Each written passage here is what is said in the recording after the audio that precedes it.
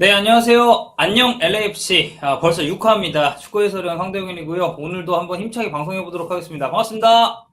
안녕하세요, 임현철입니다. 반갑습니다. 네, 박수 친 이유가 있나요? 6번 쳤어야 되는데 3번밖에 안 쳤네요. 하나, 둘, 셋, 넷, 다섯, 여섯. 자, 6대0 대승입니다.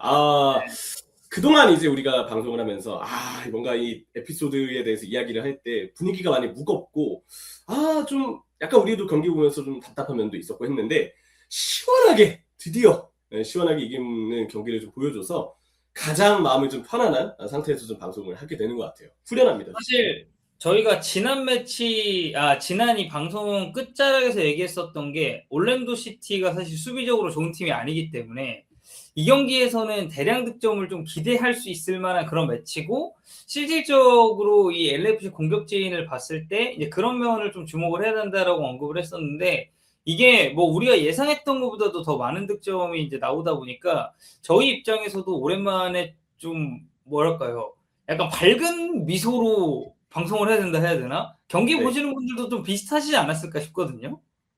경기 자체도 꽤 재밌었고, 뭐, 손흥민 선수의 활약도 잘 살아났던 데다가, 부안과, 결국 우리가 LAFC에서 가장 기대했던 흥부조의 활약이 또 마음껏 터졌기 때문에, 이번 경기는 군더더기 없이 정말 깔끔했다.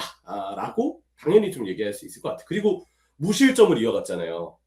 개막 이후에 6경기 지금 무실점이라서, 저는 이게 또 가장 역대 최초기 때문에 좀 대단하지 않나 생각합니다. 네. 자, 그러면 오늘 이제 첫 번째로 저희가 또 이야기를 해야 될 게, LFC 6대 0입니다.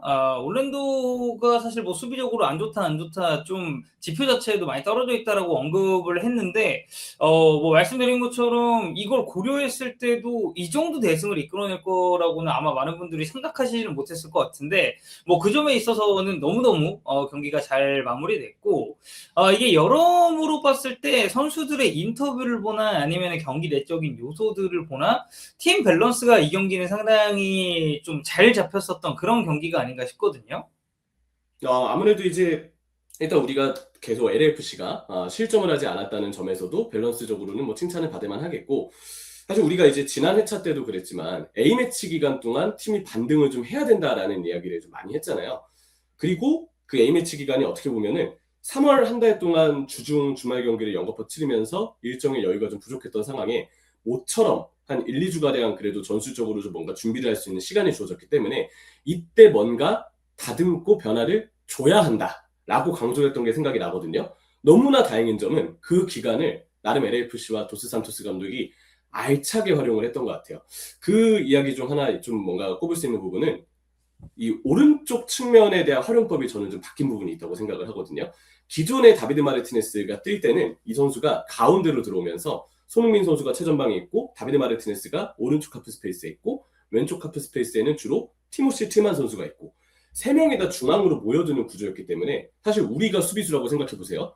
최전방에 손흥민이 있다. 당연히 손흥민만 막아야 되겠다 생각을 하잖아요. 일단 손흥민 우선 막자. 근데 손흥민 주위로 틸만도 좁혀져 있고 다비드 마르티네스도 좁혀져 있고 세 명이 모여 있으니까 정작 뭔가 선수들끼리 다른 움직임을 가져가기에는 서로 모여 있다 보니까 뭔가 공간을 만들고 들어가고 하는 시너지를 내기에는 다 중앙에 좁게 서 있으니까 쉽지 않은 거예요. 그래서 상대 팀들이 중앙으로 수비를 좁히면 LAFC의 공격을 다 막을 수 있었고 측면에 있는 부안과 오른쪽 풀백의 팔렌시아 다 고립되는 그 문제점들이 우리가 좀 많이 볼 수 있었잖아요. 근데 이번 경기의 오른쪽 측면 활용법이 좀 바뀌었던 부분은 부드리 선수 이번에 마르티네스가 아닌 부드리 선수가 오른쪽 측면에 선발로 나왔는데 부드리는 안쪽으로 좁히지 않고 폭을 벌리더라고요. 그래서 손흥민 선수가 가운데 세컨톱처럼 있고 최전방에 오르다스 있고 오른쪽에 부드리 왼쪽에 부안가가 폭을 벌리니까 수비 입장에서는 원래 당연히 이 부드리 선수 위치에 뛰던 선수는 안쪽으로 들어오니까 내가 부드리를 맨마킹해서 충분히 이제 팔렌시아의 오버래핑을 대비만 하면 순간적으로 백파이브를 형성해서 LFC의 공격을 막을 수 있을 거야. 이런 계산을 했을 텐데 부드리가 갑자기 폭을 벌리니까 왼쪽 풀백도 덩달아 부드리 따라서 측면으로 가잖아요. 센터백과 측면 사이 공간이 벌어지면서 손흥민 선수가 가운데서 뛰어들 수 있는 공간이 오른쪽 하프 스페이스로 생기고 왼쪽으로 돌아뛰면서 부안가랑 시너지를 낼 수도 있고 그런 움직임이 일단 나와서 세컨톱 손흥민을 이렇게 쓰면 충분히 우리가 더 손흥민 선수의 장점을 좀 요긴하게 활용할 수 있다. 그게 3월 일정과 이번 경기에 매우 달라진 전술적인 컨셉이기 때문에 도스 산토스 감독이 그래 이 티드백을 A매치가 너무 잘했구나라는 점을 좀 많이 느낄 수가 있었습니다. 실제로 이제 도스산토스 감독이 그 매치 그 끝나고 나서 포스트 매치 컨퍼런스도 보면은 그 제일 중시했었던 게 A매치 브레이크 기간 동안에 특히 첫 번째 빌드업 단계에서 조금 방식 자체를 다양하게 가져가기 위한 훈련을 분명히 인터내셔널 브레이크 내에서 했다고 얘기를 했고, 뭔가 이 상대하는 팀의 컨셉에 따라서 그리고 우리가 가용할 수 있는 선수에 따라서 상당히 유연한 대처를 원한다고 했는데, 그런 부분이 저는 방금 이제 임영철 의원이 얘기했었던 포인트에서 잘 드러났다라고 생각을 좀 하고, 그런 빌드업 구조가 바뀐 것 외에도 이날 이제 세르지 팔렌시아가 또 굉장히 잘했잖아요. 이 세르지 팔렌시아 얘기를 또 보면은 지금 그러니까 저희가 쭉 방송하면서도 언급을 드린 부분이긴 한데, 일단 LAFC 선수들의 기본적인 철학 자체, 물론 이제 뭐 팀으로 뛰는 선수들의 다 공통된 부분이긴 하겠지만, 이게 본인 플레이보다는 팀 플레이가 우선이라는 철학 자체가 이 LAFC라는 팀의 선수들이 공통적으로 좀 공유하는 그런 철학인 것 같거든요. 근데 그런 점이 그런 선수들 간의 움직임이나 득점이 나오는 장면이나 뭐 조금 더 보태자면은 그런 수비적인 부분에서도 굉장히 잘 나오지 않았나라고 이제 저도 이 경기를 좀 생각을 하고, 이게 우리가 추가적으로 봤을 때는 사실 그런 경기 내적인 변화에 있어서 어쨌든 잘 말씀을 해주신 것처럼 이 선수를 활용하는 방식에 대해서, 그리고 실제로 이게 브레이크 기간 이후에 그리고 활용하는 방식이 변한 이후에 이런 식의 다득점 무실점 경기가 나왔다는데 일단은 가장 많은 포커스를 맞춰야 되지 않나라고 생각을 하긴 합니다. 그렇죠. 그래서 이제 이야기해 주신 것처럼 선수들이 서로 뭔가 시너지를 좀 내고자 도움을 주고자 이타적으로 플레이를 하는 부분이 사실 그 부분에서 먼저 또 솔선수범을 해주는 선수가 전 손흥민 선수라 생각을 하거든요. 많은 이제 세계의 축구 팬들은 손흥민 선수는 스코어러라고 당연히 좀 인상을 받을 수 있는데, 사실 토트넘 허스퍼에서 뛸 때도 구단 역사상 가장 많은 도움을 제공했던 선수였고, 케인의 도움을 받아서 손흥민이 골을 넣는 장면들도 많았지만 반대의 경우도 기가 막히게 많았었잖아요. 그럴 때마다 우리가 볼 수 있었던 건 손흥민이라는 선수는 득점력도 침투 능력도 오프 더 볼도 대단하지만 그 공격 진영에서 나오는 키패스를 뿌려줄 수 있는 감각이 진짜 탁월하다. 그래서 도움을 주는 데 있어서도 굉장히 일가견이 있다라는 이야기를 좀 많이 할 수 있었거든요. 근데 LAFC에 와서도 항상 좋은 공간에 있는 동료를 먼저 바라보려고 하고, 이번 경기 때만 봐도 자책골을 유도했던 첫 번째 그 브레칼로 선수의 자책골 장면이라든지 그 이후에 8분 만에 3개의 도움을 기록하면서 부안가의 해트트릭을 유도를 했었죠. 20분부터 28분까지. 그때 손흥민 선수 그 플레이할 때 보면은 볼키핑을 일단 자기 기술을 살려서 진짜 확실하게 해내고요. 그러면서도 늘 부안가가 어디에 뛰고 있는지를 정확하게 보면서 바로 연결을 해주더라고요. 그러니까 본인이 슈팅 욕심을 내지 않고 바로 동료들에게, 더 좋은 공간에 있는 동료들에게 패스를 주면서 도움을 만들어내는 그 능력 자체가 손흥민 선수가 먼저 그런 플레이를 보여주기 때문에 자연스럽게 LAFC의 다른 선수들도 우리 역시도 소니를 따라서 우리 지정 선수가 이렇게 우리한테 이타적으로 플레이를 해주는데 우리 역시도 그렇게 해주자라는 느낌을 받아서 더 그렇게 서로 도와주는 플레이들이 많이 나오는 게 아닌가 싶고요.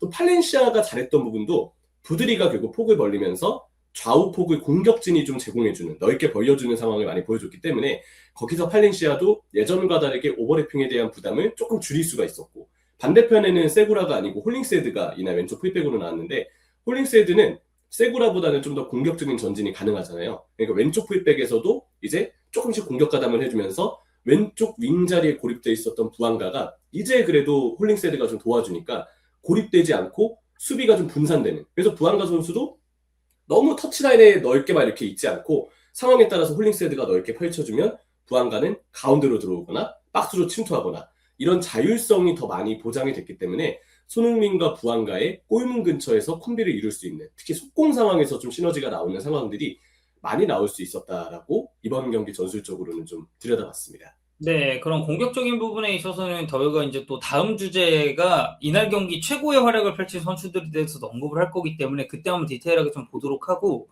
이게 저는 이날 경기 보면서 대승도 대승이지만 또 하나 포커스를 맞춰야 되는 건 결국 올 시즌 LAFC의 저는 수비적인 부분이라고 생각을 하거든요.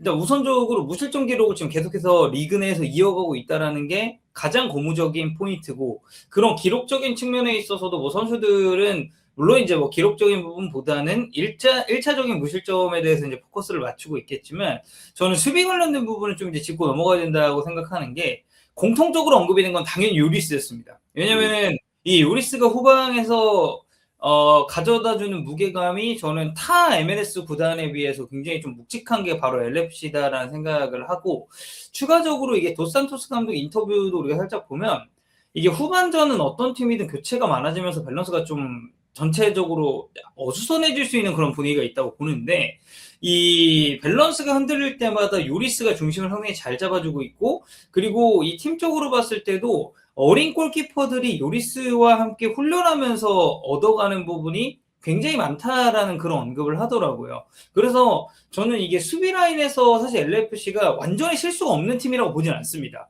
이 간혹 가다가 나오는 그런 상대에게 내주는 공간이 그래도 있는 팀이라고 보는데, 이 점에 있어서는 사실 요리스가 보여주는 역할도 저는 되게 크다고 보거든요. 이번 경기도 요리스 골키퍼가 선방이 좀 많았어요. 사실 선수들 입장에서도 곧 있으면 사실 저희 촬영 얘기 기준으로 아직 크루스 아슬과의 북중미 챔스컵 8강을 아직 안 했거든요. 그래서 그 경기를 앞둔 상황에서 이 올랜도 시티와의 경기랑 이 크루스 아슬과의 북중미 챔스 8강 1차전이랑 똑같이 비모 스타디움에서 홈 경기를 가지는 거긴 하지만 시간을 계산해 보잖아요. 72시간도 안 될 거예요. 한 일정 텀 자체가 되게 짧습니다. 그래서 선수들 입장에서도 야 우리 이제 부안가랑 소니가 이렇게 막 해트트릭도 하고 도움 해트트릭도 하면서 이미 4대0, 막 5대0 이렇게 됐는데 후반전 되면서는 당연히 선수들도 좀 관리를 하려는 모습들이 많이 늘었어요. 왜냐면 그게 이상한 게 아니에요. 자연스러운 현상이고 필요한 현상이라고 봐야죠. 근데 그러다 보면 어쩔 수 없이 반격을 노리는 올랜도 시티가 이 당시 경기를 보면은 좀 전술적으로 수정도 해오기도 했고 후반전에 조금 더 선수들이 밀고 올라오면서 중거리 슛이라든지 좀 공격 상황들을 많이 만들어냈거든요. 그러니까 LAFC 입장에서도 압박을 이전처럼 강하게 하지 않고 약간 느슨해져 있는 상황에서 위기를 좀 내줬는데 요리스가 그냥 보면서 이거 요리스의 그 긴 팔과 반사신경과 예측 능력이 아니었으면 못 막았겠다 싶었던 장면들까지 요리스가 다 막아줬어요. 그래서 요리스의 이날 이제 통계를 보면 요리스의 선방 횟수 자체를 우리가 좀 봐야 되는데 6번이나 되거든요. 6대0 경기였는데 골키퍼의 선방이 무려 6번이나 나왔다라는 것. 이런 부분들을 보면 얼마나 이날 요리스 골키퍼가 말도 안 되는 선방들을 여러 차례 해냈는지를 알 수 있었고 이게 곧 팀 밸런스에 많은 영향을 주고 있다는 것도 확인할 수 있죠. 네. 그리고 뭐 세르지 팔렌시아 역시도 사실 그 올 시즌 수비적인 부분이 굉장히 유기적이다라는 얘기를 하면서도 이 부분에서 제일 중요한 건 결국에는 이제 요리스의 역할이 너무, 어쨌든 세르지 팔렌시아는 포지션적으로 봤을 때 요리스와 조금 더 밀접할 수밖에 없는 선수기도 하고 뭐 그런 부분이 있다 보니까 뭐 추가적으로 이런 수비적인 부분이 상당히 단단하다는 것도 올 시즌 지금 LFC가 초반부의 성적을 잘 내고 있는데 굉장히 좀 많은 영향을 끼치고 있다라고 생각을 해야 될 것 같고, 자 그다음 우리가 이제 공격진 포함해서 이날 경기 되게 좋은 활약을 펼친 선수들에 대해서도 하나하나 언급을 좀 해야 되는데, 손흥민 부안가 선수 외에도 저희가 계속 언급하고 있는 이 팔렌시아 선수, 이날 이제 뭐 이 매치 컨퍼런스에서도 팔렌시아가 이런저런 이야기를 하긴 했습니다만, 저는 이날 팔렌시아가 보여준 그 사이드 지역에서의 역할이 공격적으로도 수비적으로도 군더더기 없었다라고 보거든요. 그러니까 저는 LAFC라는 팀 자체가 이날 올랜도 시티전 6대0 대승이 있긴 했지만 공격적인 팀이냐 아니면 수비적으로 조금 더 포커스가 맞춰져 있는 팀이냐라고 했을 때는 저는 결국 실점하지 않는 데 우선적인 순위를 좀 두고 있는 팀이라고 생각을 해요. 근데 그 부분에 있어서의 그런 공격력까지 생각을 하면 이날 저는 팔렌시아가 보여줬었던 역할도 꽤 대단하지 않았나라는 코멘트를 좀 해야 될 것 같긴 합니다. 그래서 오히려 오늘 이번 경기 때 좀 받았던 역할이 팔렌시아 입장에서도 조금 더 편한 면도 있었을 거예요. 왜냐하면 극단적으로 올라가지 않아도 충분히 오른쪽 윙에서 보이드 선수가 공격을 측면에서 풀어주는 역할, 움직임들을 많이 가져가줬고 살짝 더 밸런스를 신경 쓸 수 있는 역할을 중앙 지점에서 부여받으면서 볼 연결이라든지 전환이라든지 아니면 이번 손흥민 선수의 그 패스를 받아서 골을 넣었던 장면처럼 기습적으로 공간이 나왔을 때 좀 더 자유롭게 파고드는 움직임이라든지 이런 부분들도 팔렌시아의 평점이 높고 이번 경기 평가가 좋고 또 밸런스적으로도 더 우수한 모습이 나왔던 이유는 전술적인 조정이 역시 꽤 힘을 좀 발휘하지 않았나라는 생각이 들고요.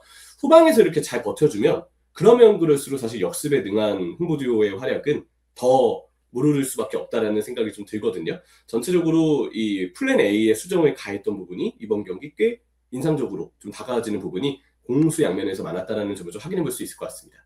네. 그리고 이제 뭐 사실 저희가 손흥민 선수랑 부안가 선수 이야기를 좀 해야 될 것 같은데, 사실 이 안녕 LFC를 보시는 분들이나 그리고 쿠팡 플레이 통해서 또 이제 LFC 경기를 보시는 분들, 특히나 이제 대한민국 팬분들의 가장 큰 소망은 그래서 손흥민이 진짜 지난 시즌만큼이나 펄펄 나는 모습이 언제 나오느냐. 왜냐면 지난 시즌 득점 페이스와 비교했을 때 정말 객관적으로 봐도 올 시즌은 득점 페이스가 떨어져 있고 우리가 좀 원했었던 그런 손흥민의 공격적인 모습이 많이 나오지 않았으니까. 근데 이날 경기는 사실 득점은 아닙니다만 이게 뭐 어시스트만 4개 기록하면서 그 진짜 한창 흥부듀오 했을 때 모습이 저는 이날 경기에서 다시 좀 나왔다라고 생각이 들고, 부안가도 이제 이런 얘기를 했어요. 그러니까 지난 시즌보다 손흥민 선수랑 플레이할 수 있는 위치 자체 거리는 상당히 가까워졌고, 아까 이명철 해설위원도 이제 이야기를 했지만 이날은 올랜도 시티 쪽에서의 배후 공간이 너무 많이 열렸고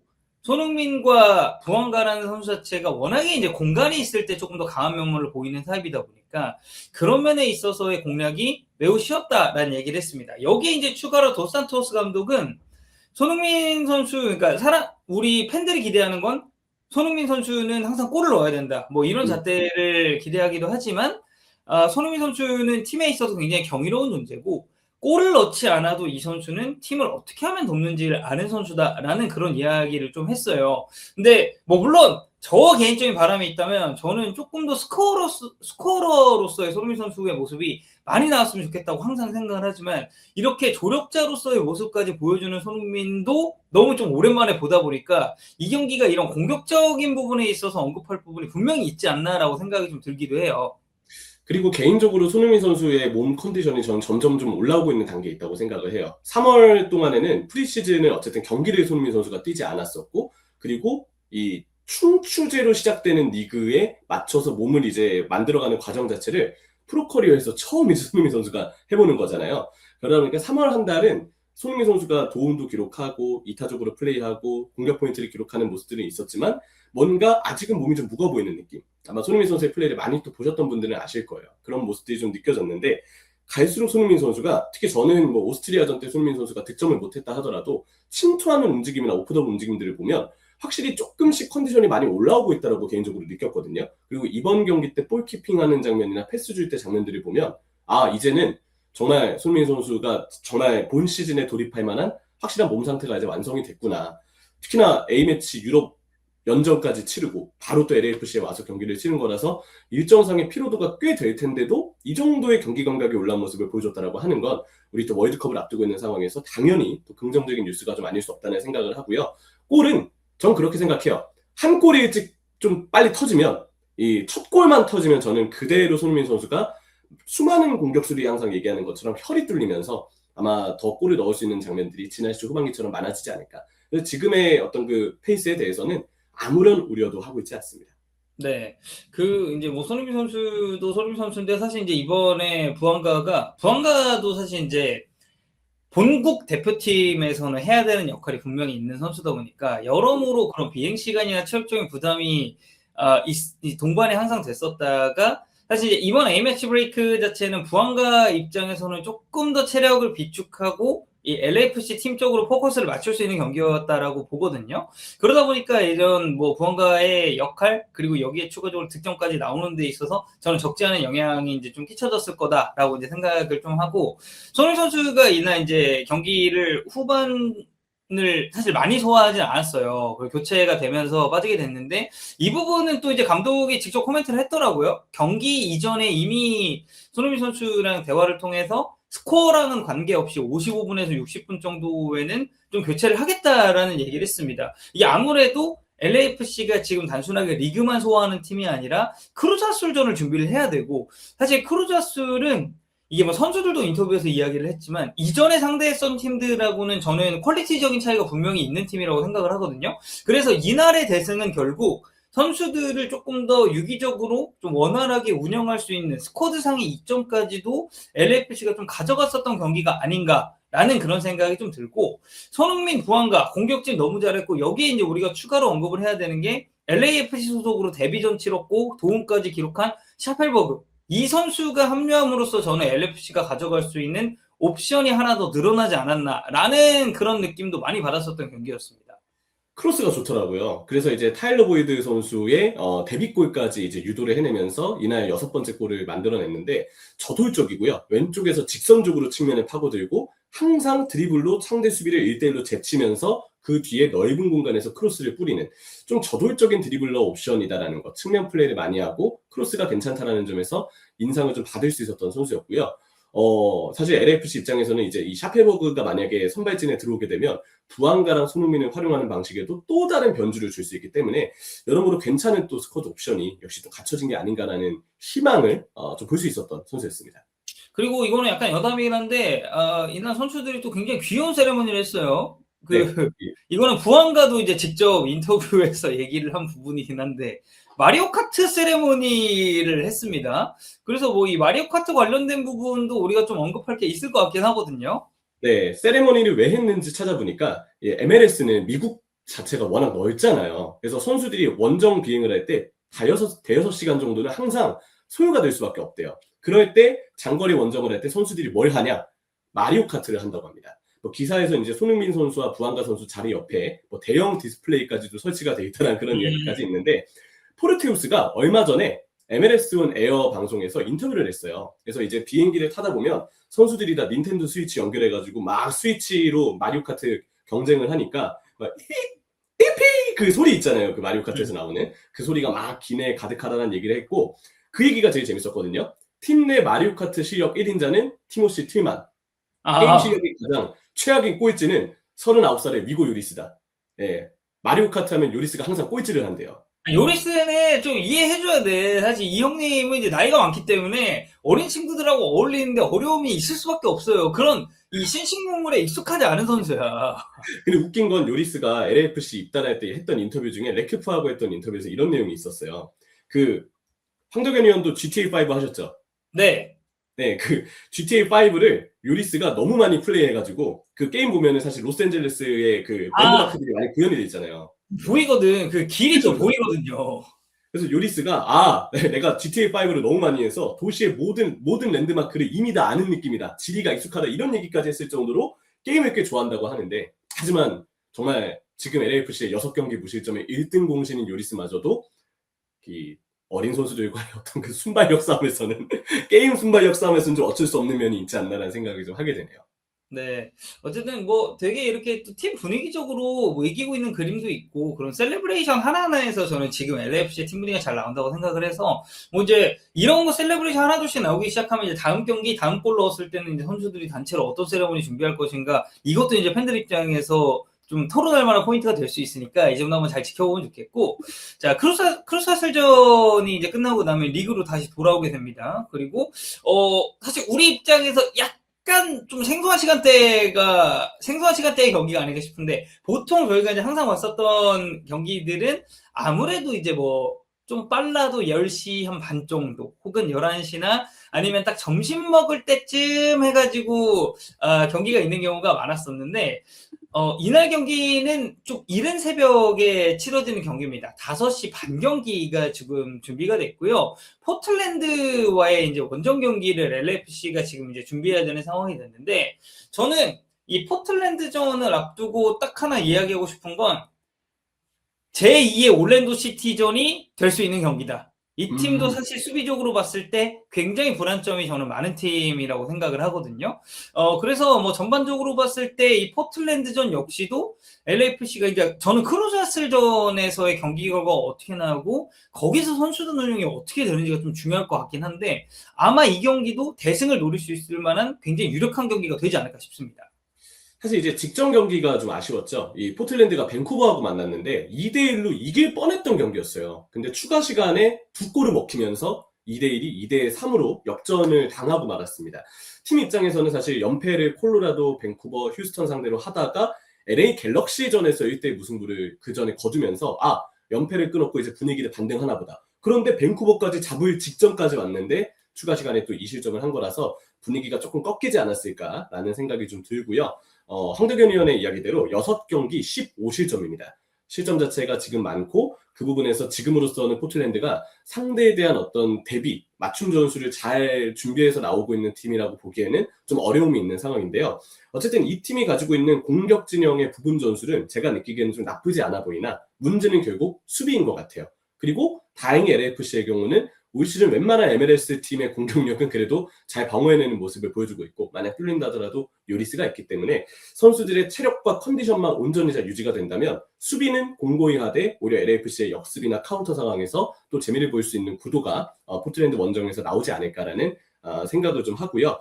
주목해야 될 선수는 크리스토페르 벨데 선수, 팀 공격에 있어서 벨데 선수가 좀 중심이 되는 경우들이 많기 때문에 LA 갤럭시전에서도 이제 득점을 했거든요. 이 벨데 선수의 감각을 좀 수비 시에 조심하면서 플레이를 하면 LAFC가 더 견고하게 승점을 쌓을 수 있을 거라 생각을 합니다. 네, 말씀해주신 벨데 선수는 사실 안쪽으로 되게 많이 들어오는 유형인데다가 저는 사실상 공격적인 부분은 벨데 선수의 지분이 엄청 큰 팀이라고 생각을 하거든요. 근데 좌우측을 다 소화할 수 있긴 한데 주로 뛰는 게 또 왼쪽이라, 물론 이제 LAFC 쪽에서 누가 나올지는 좀 예상을 해봐야겠습니다만 세르지 팔렌시아 같은 자원이랑 또 이제 만나서 이제 맞대결을 펼칠 수 있을 만한 그런 부분도 우리가 어느 정도는 고려를 해야 되기 때문에 지금 전체적으로 LAFC가 팀이 올라와 있는 점에 있어서는 꽤나 긍정적이라고 보고, 제가 이제 한 가지 더 보태고 싶은 건 이 팀이 이제 이번 이적 시장 통해서 선수 구성이 변하는 데 있어서 중원 조합이 일단 1차적으로는 바뀌었고, 물론 이제 포틀랜드도 어느 선수가 나올지는 알 수 없지만 여전히 이 팀에서 중요한 역할을 하고 있는 중앙 자원 중에 하나가 이제 디에고 차라라는 선수가 있는데, 이 형님이 이제 40이에요. 나이가 굉장히 많습니다. 그러니까 우리가 이제 요리스 형님 하지만 요리스는 이제 골키퍼 포지션이기 때문에 체력적인 부분을 조금 더 저는 영향을 덜 받는다고 생각을 하는데, 디에고 차라가 사실 이제 중원에서 해야 되는, 지난 경기는 오르티스와 카이세도 조합으로 출전하긴 했지만 차라도 이제 교체 출전을 했었다라는 점을 이제 밀어보면 결국 이제 중원에서의 약간의 헐거움, 그리고 추가적으로 이 팀도 상당히 직선적인 드리블을 활용할 수 있는 선수들이 많다 보니까 그만큼 저는 반사적으로 배후 공간이 많이 열릴 수 있는 팀이라고 보거든요. 이 부안가와 손흥민이 배후 공간에 대한 언급을 얘기를 했었고, 그 부분에 있어서 좋은 득점을 또 뽑아냈었던 게 지난 올랜도 시티 전이었기 때문에 이명철 의원 이야기처럼 공격 조합은 나쁘지 않지만 수비적인 부분에 있어서의 리스크를 많이 안고 있는 팀이기 때문에 저희는 또 LFC를 이렇게 응원하는 입장에서 이 경기 역시도 좀 대승의 흐름으로 잘 이어가면서 무엇보다 중요한 건 무실점 게임도 저는 한 번 더 했으면 좋겠다는 바람을 전해보도록 하겠습니다. 자, 이렇게 저희가 오늘 평소보다도 약간 더 많은 시간을 이렇게 너무 대승을 하다 보니까 좀 이런저런 할 얘기가 좀 많았었는데, 크루저스전 잘 치르고 또 포틀랜드전까지 좋은 분위기를 이어서 다음 방송도 저희가 좀 잘 만들어봤으면 좋겠고, 여러분들 쿠팡플레이에서도 다 중계 있거든요. 이 쿠팡플레이 통해서 LFC 경기도 많은 시청해 주셨으면 좋겠습니다. 자, 그럼 저희는 다음 안녕 LFC 7화로 또 돌아오도록 하겠습니다. 감사합니다.